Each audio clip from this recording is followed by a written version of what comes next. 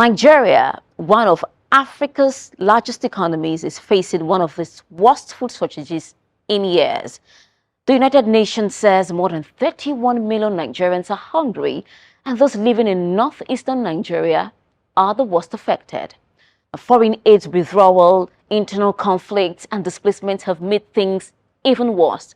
Now, in the story, Gist Nigeria's Wale Fakile goes to Adamawa, Yobe, and Borno states to speak directly with the people represented by these nerve-cracking statistics. Have a look.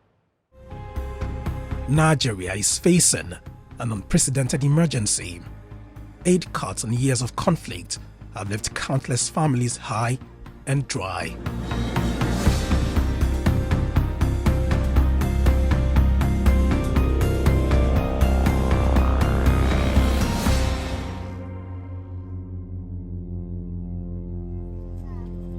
The numbers are staggering. 31 million Nigerians are facing acute food insecurity, the highest figure in the world. These are not just statistics, they are families, futures, and the foundation of Nigeria's stability. The worst hunger is in the northeast, where conflict, displacement, and foreign aid cuts have collided.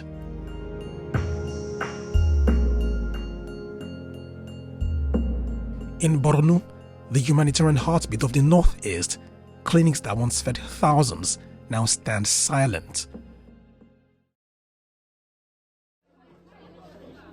Earlier this year, the World Food Programme closed many of its 150 nutrition centers after the United States froze aid. Globally, USAID funded half of all therapeutic foods used to treat malnutrition in children. I've been looking for a way to treat my granddaughter of malnutrition, but it has been difficult. We haven't eaten anything meaningful today. Most of the international organization has left the city. So that's why we said all those indigenous NGOs, non-governmental organizations, have come to intervene.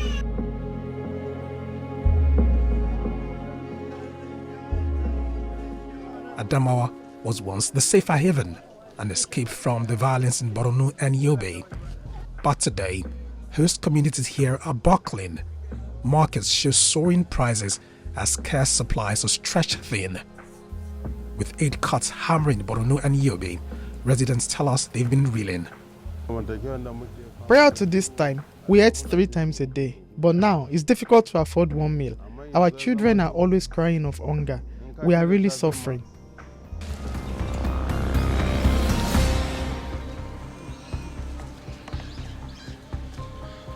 In Yobe's Kujba local government area, displaced families are feeling the pangs. UNICEF's media report confirms that outpatient therapeutic programs across Borno, Yobe, and Adamawa states dropped from 765 to 561. The report also says stabilization centers tanked from 53 to 40 because of the funding collapse. Funding shortfall brought numerous problems.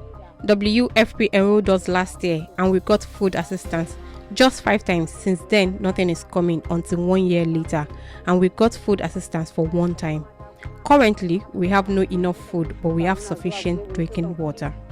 Government alone cannot do it, and that's why the government has a plan, and the government opens up of other partners, development partners, humanitarian organizations to also key in line with the budget and the plan of the state government. But at the end of the day, the major responsibility lies with the government. Whether with funding or without funding, it is the responsibility of the government to reach out to those in need and protect and save lives.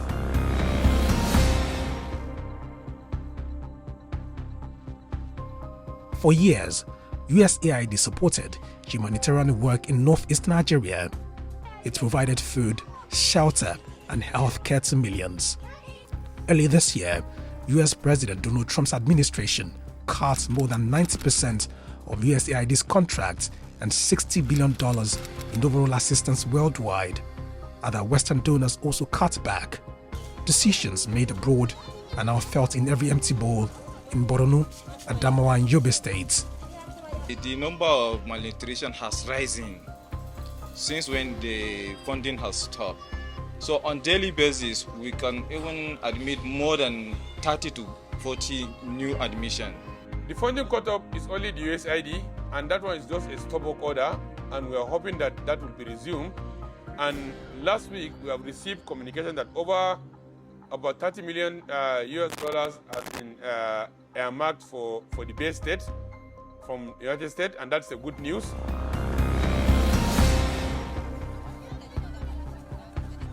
This isn't a remote corner's tragedy. Hunger here will keep pushing migration southward, further stretching lean resources across Nigeria. It's a situation that worries security and economic experts. We are going to have a budding population of young people with energy that are hungry, not educated, and have strength to move far. Now, when you put that into perspective, it means that you have a child who is hungry, who has nothing to lose, who has probably seen death and can move quickly.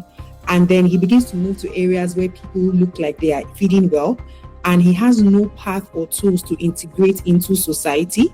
What do you expect from him? The dislocation that the food crisis, malnutrition would cause, because of course they will be moving in search of food, sometimes even leaving their locations. That in itself will trigger inter-community violence. Now, if they remain within the north, you are likely to see more farmer-herder violence, the traditional type that we have. But if they move further into the south, it will also have its own implications in terms of social vices, especially sociological problems that are common when you have mass movement of people for one reason or the other from one location.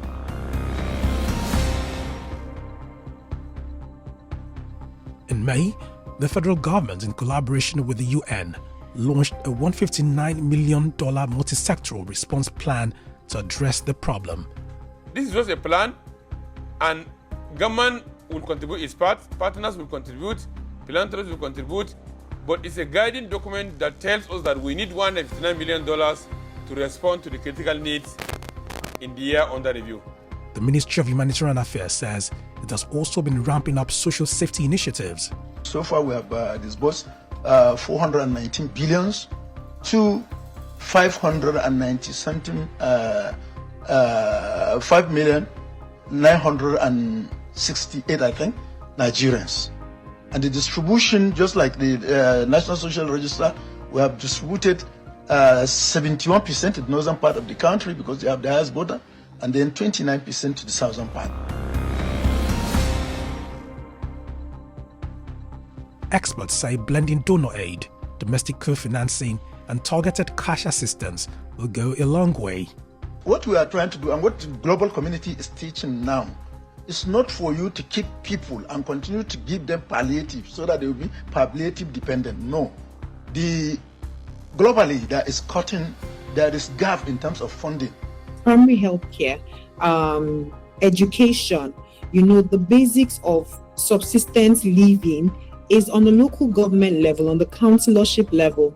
These guys need to be held accountable some way or another because they are getting funding. It's a crisis situation, so only a crisis response would be adequate. Launch a national intervention where private sector and public sector will be brought together to pool funds so that the immediate needs of those people in malnutrition, especially the children, are catered for.